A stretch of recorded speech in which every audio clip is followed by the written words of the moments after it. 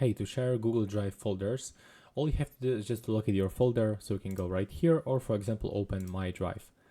And I want to share this one, so I can click on it with the left mouse button. And now I can quickly click on this share button.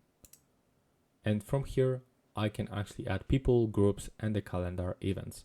So when I click on it with the left mouse button on input some phrases on the keyboard, I can actually add manually with the Gmail address, but I got some suggestions. So if I want to share with this contact, I have to click on it.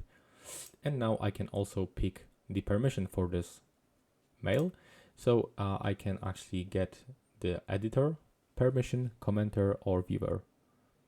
And now I can also send notification to this email and some message like, hey, right now we can open my folder, and then you can just click send.